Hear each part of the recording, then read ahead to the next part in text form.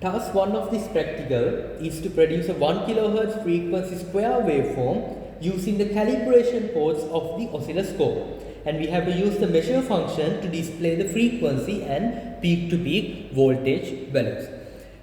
Just think you just started using this oscilloscope.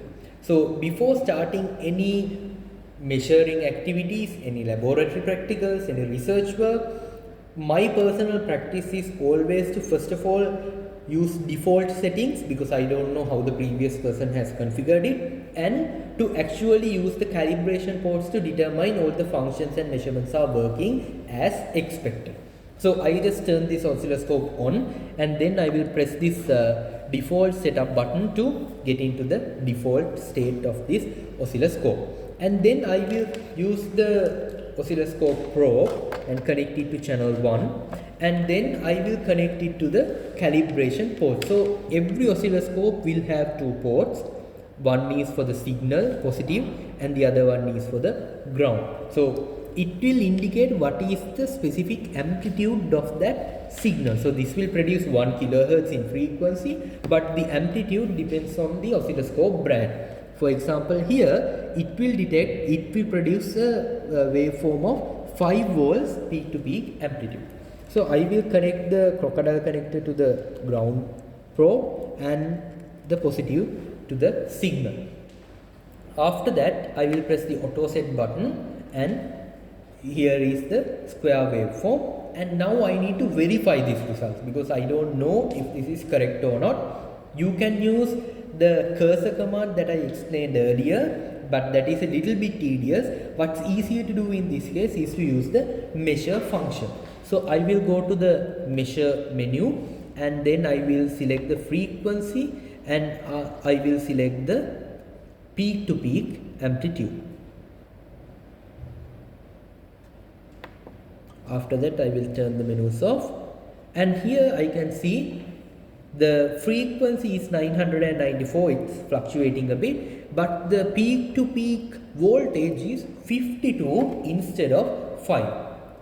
Down to two reasons: either the selector of the probe is different, it's in the 10x setting or 1x setting, so but here it is in 1x. Then the other one is the settings inside the oscilloscope. So to do that, I will select channel 1, and again I can go to the probe setup. So this is at 10x, so I want it at 1x.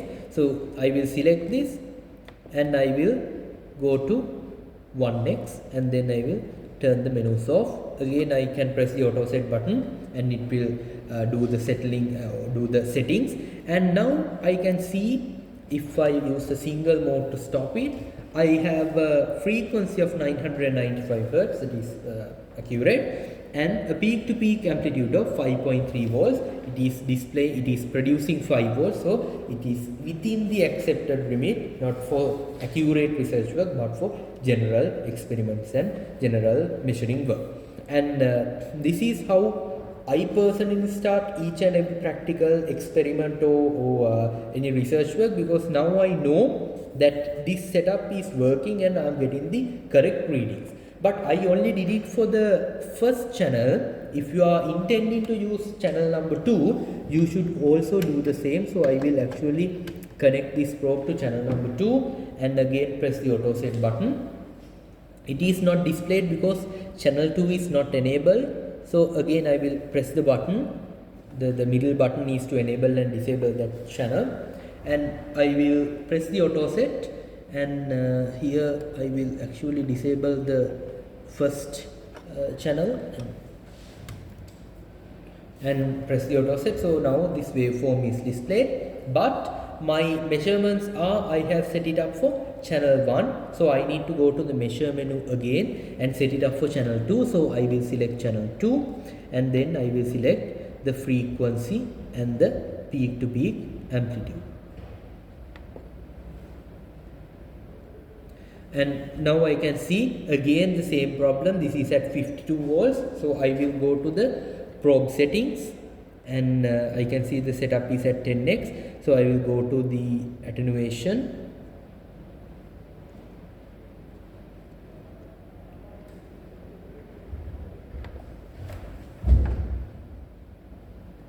and change this to 1x,